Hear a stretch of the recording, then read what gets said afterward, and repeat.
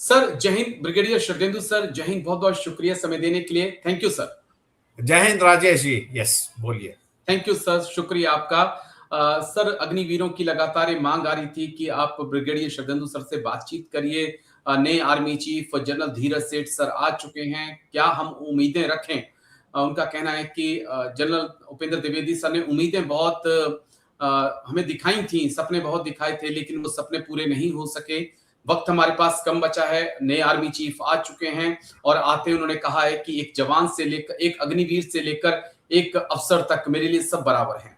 तो उनका कहना है कि हम बड़ी उम्मीद नए आर्मी चीफ से रख रहे हैं। कितनी चीजें आर्मी चीफ के हाथ में होती हैं सर, और क्या वाकई में जो, क्योंकि ये पॉलिटिकल फैसला है, आर्मी चीफ या कोई भी आर्मी जनरल्स कोई इंपैक्ट डाल सकते हैं? क्योंकि सरकार का फैसला था, आर्मी का तो फैसला था नहीं है, जो मेरे पास इंफॉर्मेशन है सर। राजेश जी, आपने बिल्कुल सही बोला। ये एक पॉलिटिकल डिसीजन था, जो एक मेरा मानना है ये थोपा हुआ डिसीजन था।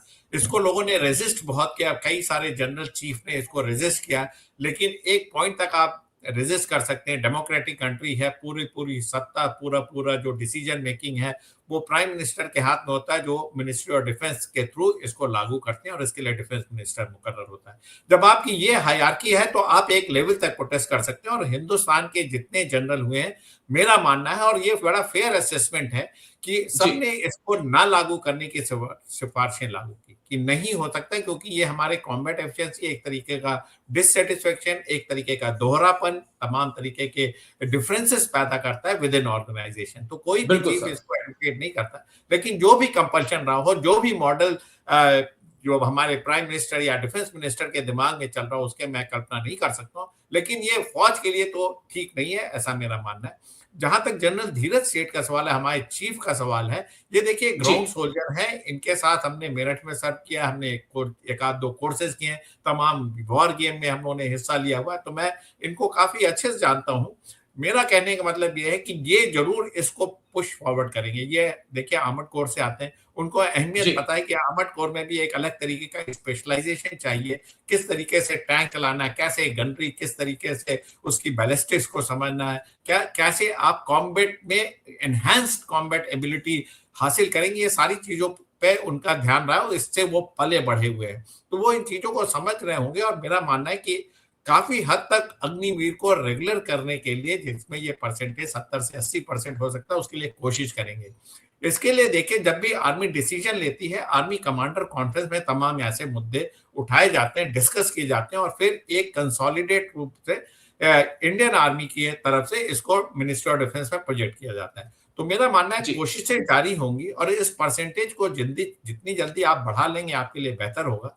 और साथ में अपनी जो कॉम्बैट एफिशिएंसी को बढ़ाने के लिए किस लेवल तक पुश फॉरवर्ड करते हैं, आपको कन्विंस करना पड़ेगा, आपको बताना पड़ेगा, तमाम लोगों से मीटिंगें करनी पड़ेंगी, और जो आपका पेंशन एस्टेब्लिशमेंट का भार है उसको कैसे कम कर सकते हैं, जिसमें आप जो है एक्सटेंशन ऑफ सर्विस, री एम्प्लॉयमेंट, ये सारी कॉन्सेप्ट पे भी बात कर सकते हैं। तो एक नई एफर्ट शुरू होगी। ऐसा नहीं मानता कि जनरल उपेंद्र द्विवेदी ने इसके बारे में नहीं काम किया होगा, लेकिन हर एक का देखिए टेन्योर 2 से 3 साल का होता है, उसमें बहुत सारी चीजें होती हैं, कई सारी चीजें एक्सपेरिमेंट के तौर पे लागू की जाती, कई चीजों का रिजल्ट आने में टाइम लगता है। तो अब मेरा मानना है काफी समय हो गया है, और इसको पुश फॉरवर्ड कर सकते हैं।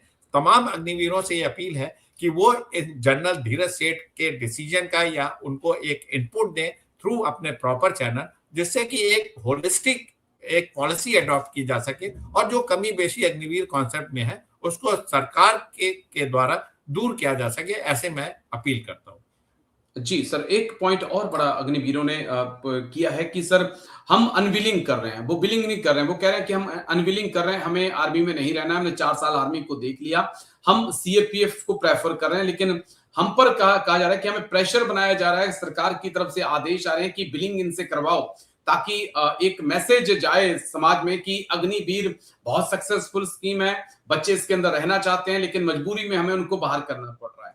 तो ये बच्चों के कमेंट्स आ रहे हैं कि सर इस प्रकार से हमें जबरदस्ती बिलिंग भरने को कहा जा रहा है, ताकि जब आप बाहर जाएं तो इस सरकार दिखा सके कि बच्चे तो अग्निवीर रहना चाहते थे, लेकिन हमने उनको बाहर का रास्ता दिखाया।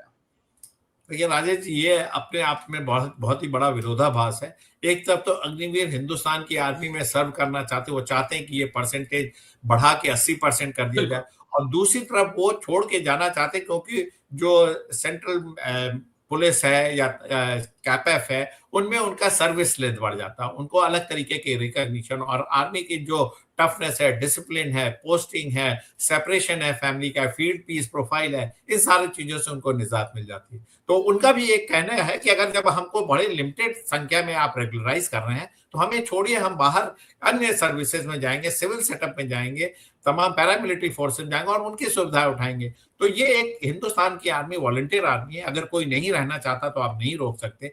तो आप दोनों तरीके की बातें नहीं कर सकते। अग्निवीर को आप रिटेन भी करना चाहते हैं, फिर उनके सिलेक्शन में भी आप बड़े लिमिटेड नंबर पे आप उनको रेगुलराइज करेंगे, 80% का रेगुलराइजेशन भी नहीं मानेंगे, उनको बाहर भी नहीं जाने देंगे, तो सारी चीजें कैसे हो सकती है? तो कहीं ना कहीं आपको एक लाइन ड्रॉ करना पड़ेगा। और इंडियन आर्मी का जो है, जो अग्निवीर रुकता है as a regular soldier, Indian जी, आर्मी की बटालियन, ब्रिगेड, डिवीजन, कोर इतना मानदार रखती है कि उसको ट्रेन करके एक बड़ा फाइन सोल्जर बना सकती है। जब वो सूबेदार या सूबेदार मेजर बनेगा तो अपने आप को बड़े फख्र से महसूस करेगा। उसके पास तमाम तरीके के स्किल होंगे और साथ में एक गौरवशाली उसका सर्विस प्रोफाइल होगा कि उसने इंडियन आर्मी की में सर्विस की, डिफरेंट डिफरेंट सेक्टर में उसने ऑपरेट किया। तो ये एक अग्निवीर रहते हैं, छोड़ के पैरामिलिट्री फोर्सेज में जाते हैं, ये अहम मुद्दा नहीं है। अहम मुद्दा यह है कि आप किस तरीके की सर्विस कंडीशन उसको at the time of induction लेते हैं। क्या आप एग्री। 80% उसको रेगुलर करने के लिए तैयार हैं? क्या उसके पे एंड अलाउंसेस या सर्विस या लीव का जो इश्यू है उसको एट पैरिटी रखते हैं रेगुलर सोल्जर के? ये सारे इश्यू हैं। रुकता ना रुकता, जब आपने उसको ऑप्शन दिया तो ये उसका चॉइस है। अगर वो छोड़ के जाता बहुत अच्छी बात है, रुकता है तो और बिल्कुल भी सर। अच्छी बात है। इस पे ज्यादा तवज्जो देने की जरूरत नहीं है। लेकिन आपके जो स्टैंडर्ड है, जो आपका असेसमेंट पैरामीटर है, वो यूनिफॉर्म होना चाहिए, किसी का फेवर नहीं होना चाहिए और सबके लिए लेवल प्ले फील्ड होना चाहिए। जी सर।